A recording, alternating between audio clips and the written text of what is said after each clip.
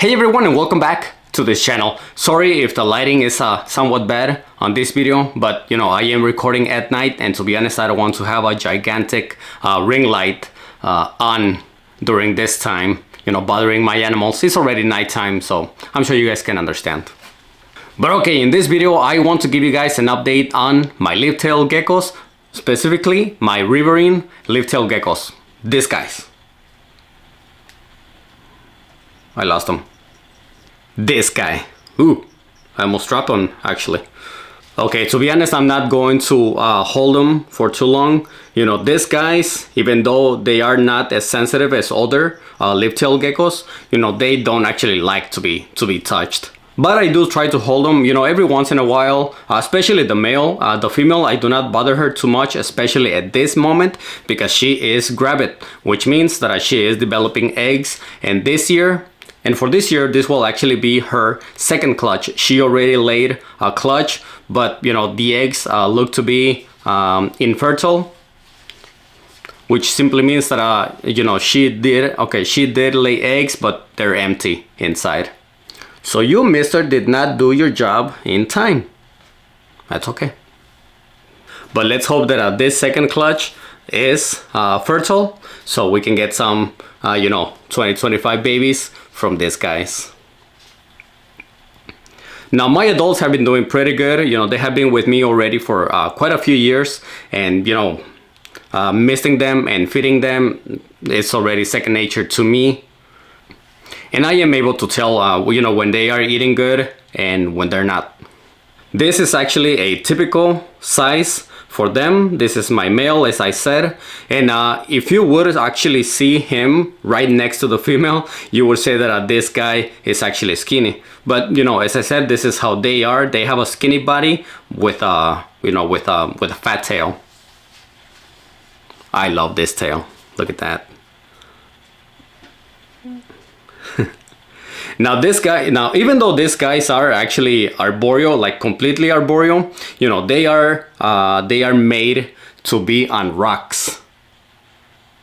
You know, on rocks or rough surfaces, like, you know, like other, like wood. So they do not have the sticky pads, you know, like other geckos, like Lichianes geckos. So they are not able to climb glass. So it is actually another reason as to why I do not handle them too much. And when I do, I actually sit down on my son's chair. So you know, it's really small, just in case, you know, one of them decides to make a jump for it. They don't fall for any, you know, from anywhere that is too high. But okay, I'm gonna go put them down. Well, not put him down. I'm gonna go put him in his setup, and I'm gonna show you actually the babies, which is actually the whole point of making this update. Is mostly for them. Now, before I show you the babies, I'm actually going to show you very quick the setup for my adults. You know, I did have, okay. I know that every once in a while, you know, there are new people watching these videos. So if you have not seen, you know, my videos before, this is my setup for my Riverine Leaftail geckos. I do have a pair in here, and I could actually add another female, but you know, this pair have been together for many years, alone by themselves with no issue. So I'm actually going to leave them how they are. And as you can see, actually both of them are right there.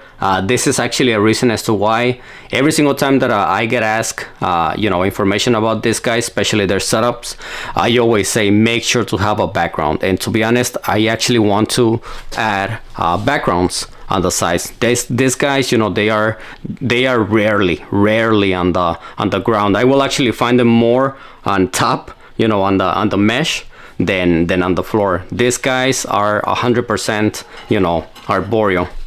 So make sure that if you are looking into one or, you know, or two, make sure to have a background where they can climb. Remember, as I said, they do not have the sticky pads, so they are not able to climb glass. I want to show you these setups. You know, I got this acrylic setups a few months ago. To be honest, I don't even remember how long I got them. But I wanted to give you guys an an idea on how it's been with these guys, if they have been working or not. And to be honest, yes and no. If you don't remember, just in case you guys don't remember, I did get 2 different setups. Not necessarily just the size, but actually 2 different brands and styles on the setups.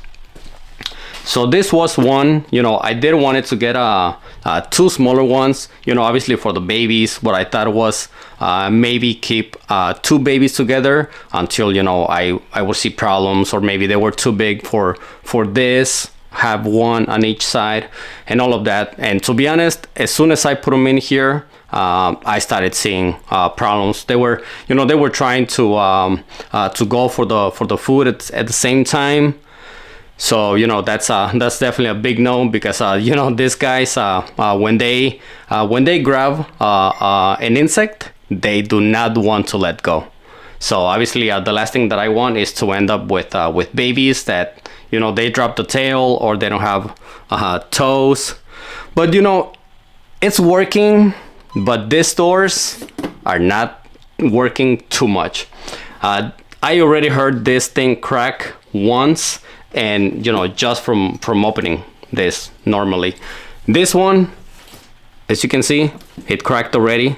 This is actually broken right here, and this one too is also broken, which is actually the lock, basically. So this one, how it works, you just push it and it's locked. So this is the way to actually lock it. This one, since it's already broken, it doesn't even actually close completely. So now I gotta use a stupid paper towel right there on the edge, so that the door is stuck. And even though it is not a big problem, it's enough for me that it bothers me to the point where I want to break it. And yes, it might be dumb or overreacting, but this is what I am seeing. And to be honest, what I'm going to do is that I'm going to get a different setups, acrylic setups as well, and actually break this. Obviously not with the baby inside. This guy will definitely be outside. And I'm going to break this and reuse the wood and everything on the other setups. So I actually got this one because I wanted to try different things, obviously, but I also like the fact that I had the holes on top. Always good ventilation. It's always good. Just because an animal is that needs high humidity doesn't mean that it has to stay like extremely high all the time. What I always go for is for this to try to get to 80, which in this setups it's super quick, and mist enough to the point where by the end of the day it's gonna be in the 50s, which it's still a little bit high. As you can see, this one is actually 66. This one is so humid that it doesn't even say. But these ones actually are working perfectly, which was actually kind of funny to me, because I thought that this one would actually bother me with the way that it opens, but to be honest, it's working perfectly. This guy is such a great eater, man. This, as soon as I open the door, he actually goes down already, because he knows that I'm gonna drop the food in there. I have been trying to feed all of mine, tongue feed them. I will do that one day, and then the next day I will just drop the food in there, so that they start learning how to hunt. But they are doing really good. They are definitely slow growers, I can tell you that for sure. But as long as they are growing, which they are, that is what's good. Look at that beautiful thing. So yeah, actually what I'm gonna do is that I'm gonna what I'm gonna do is that I'm gonna get 2 more of this, but the smaller ones. To be honest, I don't remember what's the size. I think it's like 6 by 4 by 12 or 14, something like that. Then this one is obviously just a little bit smaller, just not as tall. And then this is the only guy that I do have that is no longer a baby. This is my holdback. That is Shadow. Beautiful animal. Man, I do wish that I had known a little bit more. I do wish that I had known about these setups you know, 3 years ago when I hatched my first baby of this guys. You know, he was my actual holdback, and I put him in a normal reptile tank, and man, that humidity did not stay in there long enough, so it actually dried out. But anyways, you know, it is what it is. You have to learn from your mistakes. And this is why what I was actually doing is that I was keeping these guys on tubs, because the tubs, even though they are not that good for arboreal animals, you know, they do hold humidity very well. But this is why I got these setups now. They hold humidity perfectly. You know, I am able to keep them standing up, you know, to make an arboreal setup. But I can tell you for sure that I will not be keeping this for, you know, forever. Once something on this one breaks to the point where I have to do that, then this one is also is also trash. I'm also going to break it for sure. But this one, you know, for next month, hopefully next month or maybe 2, it will not be here anymore. I'm gonna get two more of this.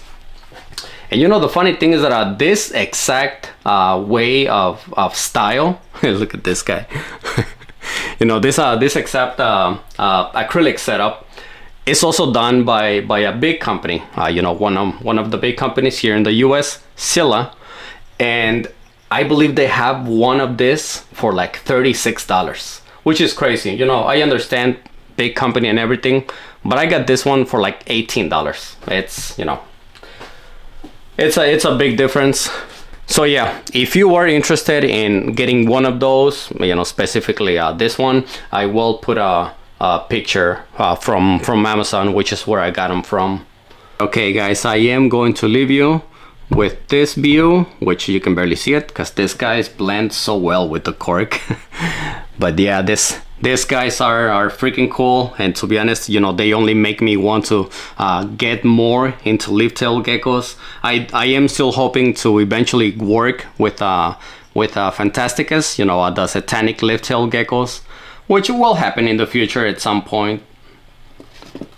But yeah, if you guys have any questions, make sure to ask in the comments. You know, maybe in the future I will have more answers in there, something that maybe I forgot. So, you know, just keep an eye on the comments if you are interested in this guys. But hopefully you enjoyed this video, and I will see you on the next one.